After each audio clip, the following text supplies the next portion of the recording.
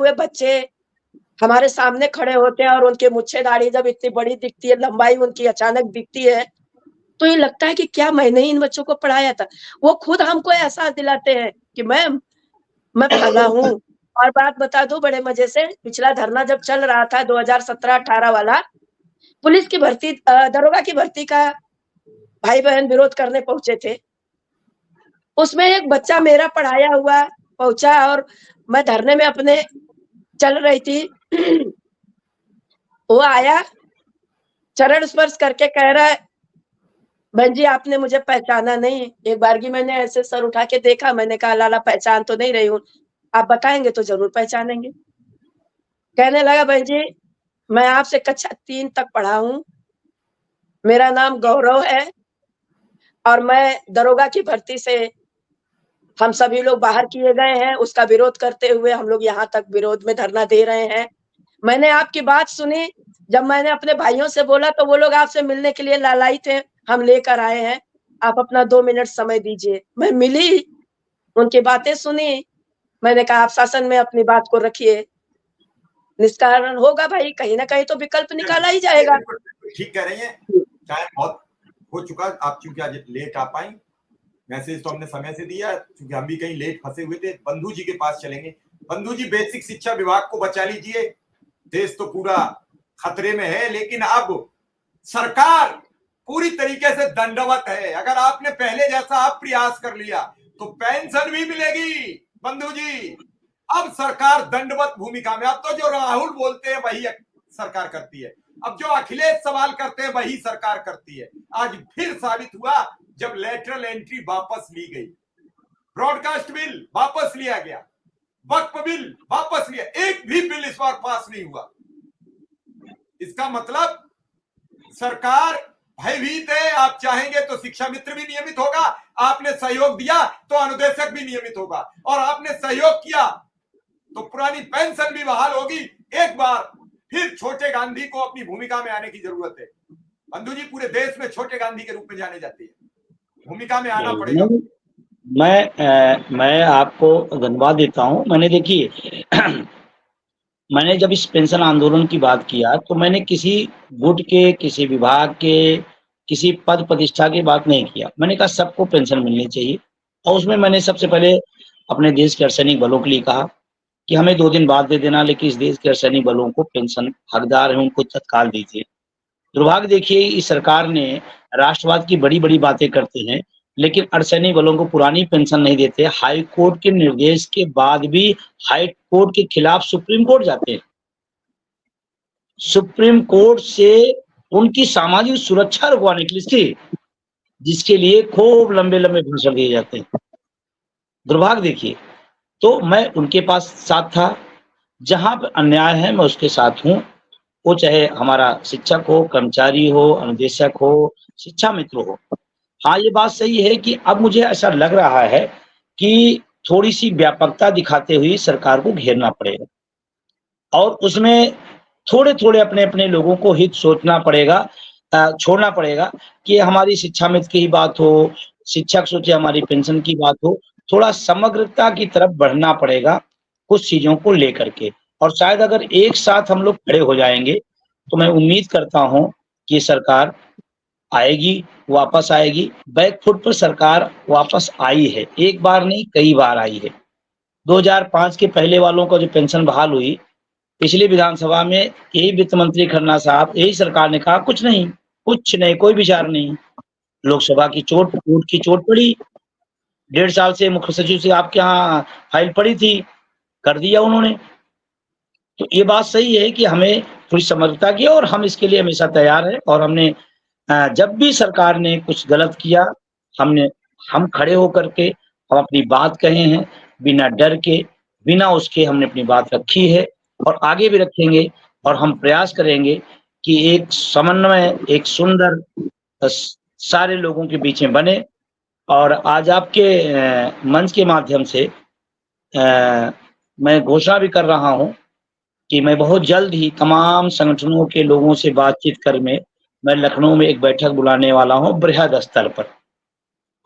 और उसमें थोड़ा आपका भी सहयोग चाहिए। जिन पदाधिकारियों के संगठनों के नाम नमस्कार साथियों, वीडियो आप सभी शिक्षा मित्र साथियों के लिए बेहद ही महत्वपूर्ण होने वाली है। दरअसल आज की ये खबर आप सभी के अस्थायीकरण को लेकर व रिसेंट में मिलने वाले मानदेय को लेकर है। दरअसल कब तक मानदेय आपका आने वाला है और मानदेय के साथ साथ अगर हम बात करें अस्थायीकरण की क्या चर्चाएं हैं सरकार में, इन सारी बातों के ऊपर इस वीडियो में चर्चा करेंगे। सभी साथियों से एक रिक्वेस्ट है, वीडियो को आप पूरा देखें। चैनल को अभी तक आपने सब्सक्राइब नहीं किया है, सब्सक्राइब भी कर लें। आप चलते हैं अपडेट पर। नंबर आपके पास हो तो आप प्लीज हमें भेज दीजिएगा। मैं बृहत्तर स्तर पर एक बैठक बुला करके आगे की रणनीति तय करके उसमें कॉमन एजेंडे कुछ तय करके हम चीजों को आगे ले चलेंगे। ऐसी हमारी सोच है, ऐसी हम सोचते हैं। और अगर आप काम ले रहे हैं तो दाम देना चाहिए, मैं इसके पक्षधर हूं। काम ले रहे हैं तो दाम देना होगा और देना चाहिए। बहुत बहुत धन्यवाद। चलिए बंधु जी, आपका भी आभार, उमा जी का, और मेरे साथ जितने भी शिक्षक नेता, शिक्षा मित्र नेता, अनुदेशक जुड़े, सबका बहुत बहुत आभार, बहुत बहुत धन्यवाद। ये लड़ाई यूं ही जारी रहेगी और जल्द से जल्द इस लड़ाई को जीता जाए, इसी शुभकामनाओं के साथ मैं फिर एक बार कहूंगा कि शिक्षा मित्र बीए पास है, शिक्षा मित्र एमए पास है, पीएचडी है, डॉक्टरेट कर चुका है, वो बीएड है, सीटेट है, टेट पास है, उसके बाद उस पर इस तरीके की तोहमत लगाना सरकार की फजीयत करना है। अगर आपकी सरकार इतनी अक्लमंद नहीं है कि कम पढ़े लिखे लोगों से शिक्षण कार्य करा रही है, तो फिर आपको सरकार में रहने का भी अधिकार बचता नहीं है। आपको सोचना पड़ेगा, समझना पड़ेगा। और बंधु जी की एक बात बिल्कुल याद रखो कि जब लोगों को मुद्दे को डाइवर्ट करना बीजेपी जानती है, और इसी में वो इस बार डाइवर्ट नहीं हो रहे, इस बार हर मुद्दे पर फंस जाती है। इस बार डाइवर्ट क्योंकि उनकी पोल खुल गई। कहते नहीं अरे उनकी तो पोल खुल गई है, तो अब पोल खुल गई है, लोग समझ नहीं रहे, हिंदू मुस्लिम चल नहीं रहा, वो लगातार हिंदू मुस्लिम करा रहे हैं। आप सोचिए अगर बंगाल में आरोपी मुस्लिम होता तो इस देश में तांडव होता खुला। बुलडोजर मुस्लिम के घर जाता है, बुलडोजर यादव के घर जाएगा, बुलडोजर अगर ब्राह्मण है आरोपी तो उसके घर जाएगा, लेकिन अन्य जातियों के तो नहीं जाएगा। फिर विचार होगा कि वोटर पर कितना असर पड़ेगा। जब जाति और धर्म संप्रदाय देखकर सरकार राजनीति करना शुरू कर दे, क्या शिक्षा मित्र हिंदू नहीं है? क्या पेंशनधारी हिंदू नहीं है? कौन पूछे? तो फिर यह नीतिगत मामला है। मैं ये नहीं समझ पाया नीति बनाएगा कौन?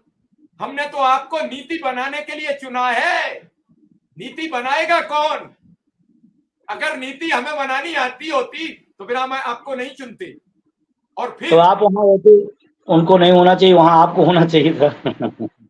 और 4-4 पेंशन आप लोगे, आप हमें एक नहीं दोगे। अरे नई पेंशन इतनी बढ़िया, आप क्यों नहीं ले लेते? आप अपना वेतन बढ़ाओगे तो मेजर थपथपा लोगे, पक्ष के और विपक्ष के, और कोई विरोध नहीं करोगे। मेरे 2 रुपया के लिए रोने लगोगे, मेरे 5 रुपया के लिए ऐसे रोगे जैसे तुम्हारे घर से पैसे जाएंगे। अरे साहिब, आपका तो पानी भी बाहर से आता है, जिसकी कीमत 300 से 500 रुपया बोतल की होती है। सोच लीजिए, समझ लीजिए, इस देश की जनता की आपकी बहुत जिम्मेदारी है, उस जिम्मेदारी को निभाइए। सरकारें आएंगी जाएंगी, लेकिन जिसे शिक्षकों की नाराजगी झेली वो फिर दोबारा नहीं आया है, ये बात आप तय कर लीजिए। ये शिक्षक 2 तरीके से मारता है, एक तो खुद वोट नहीं करता है और उसने समाज में कहना शुरू इतना ही कर दे सरकार ठीक काम नहीं कर रही है, इसके अलावा कुछ नहीं कहना है, उसे नहीं बताना है कि क्या करना है, क्योंकि उसके संपर्क में रोज गांव के 20 अच्छे आदमी आते हैं, उसके पास 20 कस्बे के लोग आते हैं। आज भी कई जगह ऐसी बात है, गांव में कोई बात होती है तो लोग कहते हैं चलो मास्टर जी से पूछ लेते हैं, मास्टर साहब से पूछ लेते हैं, उन्हें ज्यादा जानकारी है। उस व्यक्ति से आप पंगा मोल ले रहे हो, बाकी आप जाने, आपका ऊपर वाला जाने, क्योंकि आप तो भगवान विष्णु के अवतार बताए जाते हो। जिसे पद लेना होता वो आपकी तारीफ में पुल बांध देता है। लेकिन कल रक्षाबंधन गया है, मुझे तो बड़ी हैरानगी है कि मेरे देश में आधी आबादी की सुरक्षा की व्यवस्था भी सरकार अच्छी तरीके से नहीं संभाल पा रही। मैं फिर कहूंगा कि इस देश को सुरक्षित रखने के लिए सबसे पहले आबादी को सुरक्षित करना होगा। अगर आबादी सुरक्षित नहीं है तो कैसे काम चलेगा? जी उमा जी 1 मिनट दूंगा, ज्यादा नहीं, क्योंकि मेरे पास समय जी मेरे भैया, मात्र 30 सेकेंड। आपके जी। चैनल के माध्यम से उत्तर प्रदेश के समस्त शिक्षा मित्र भाई बहनों से कहूंगी कि आपका अनवरत धरना 27 अगस्त से चालू होने जा रहा है। आप सभी भाई बहन निसंकोच अपने उमा जी मैंने बात आपकी समझ रहा हूँ, मैं आपसे बात करूंगा अभी इस जी मामले में बात करूंगा। सभी आज दो लोग संगठन आए एक हुए, आज दो इस संगठन एक हो गए। आप लेट जुड़ पाएंगे, मैं आपसे भी अनुरोध करूंगा और बात करूंगा। फिर मैं आपसे, आप बड़ी हैं और आप बार बार शिक्षा मित्रों के भले की बात करना चाहती हैं, आपके कंधों पर भी जिम्मेदारी है। मैं आपसे बात करूंगा, प्लीज अभी रुक जाइए, प्लीज अभी रुक जाइए, मैं आपसे अनुरोध बस कर रहा हूं। एक लाइन का आह्वान कि उन्हें 27 को आने दीजिए। ये भाई भी आए, मैं आपके सभी का सारे स्वागत आह्वान है। सुन रहा हूं, मैं आपके सब सारे आ जाओ आह्वान सुन रहा हूं। मैं कह रहा हूं उमा जी का धरना 27 सितंबर का है, एक जी, धरना 1 सितंबर का, मैं दोनों बातें कह रहा हूं। लेकिन नहीं अभी 27 अगस्त मैं का रात है, को बात 27 करूंगा, सितंबर मैं आपसे नहीं, बात करूंगा या रात को या कल सुबह। फिर मैं आपसे एक बार 27 अगस्त, खाली 27 अगस्त, नहीं, बिल्कुल मौका दूंगा। 27 अभी अभी प्लीज, मैं चाह रहा हूं जी, शिक्षा मित्र का भला हो जाए और बंधु जी, जी उसका नेतृत्व करें धरने का, बंधु जी नेतृत्व अच्छी करें। बात, मेरा अच्छी ये बात, आह्वान है, किसी जी, भी बात पर, जी, जब मैं छोटे गांधी को बैठाने को तैयार हूं, पूर्वांचल के गांधी को बैठाने के लिए तैयार हूं, संपूर्णानंद को। जी। मैं चाह रहा हूं मंच फिर हिले ना, तो मंच मैं आपको हिलेगा, बता दूं मिश्रा भैया, लेके जाऊंगा तेरे मिश्रा दम भैया पर एक आया हूं, लाइन, खाली नहीं जाऊंगा। आपकी ही तारीफ सुन लीजिए। बंधु भाई से मैं पहले अगवानी के लिए बोल चुकी हूँ, पूछिए आपसे, मैं चलिए, नहीं आपसे नहीं, मैं विनती आपसे कर कह रहा चुकी हूं हूँ। एक धरना हो, मेरा फिर ये प्रयास होगा एक धरना हो, बंधु जी का जी, भी प्रयास होगा एक धरना हो। धरने दो मैंने नहीं हो, बंधु भाई से एक अपील होगा कर तो दिया हम है, देखेंगे। एक धरना हो, एक धरना हो। मैंने किया है, शिवराम दद्दा ने किया है, मंडी चलिए, समिति के अध्यक्ष शिवराम दद्दा ने किया है बंधु भाई से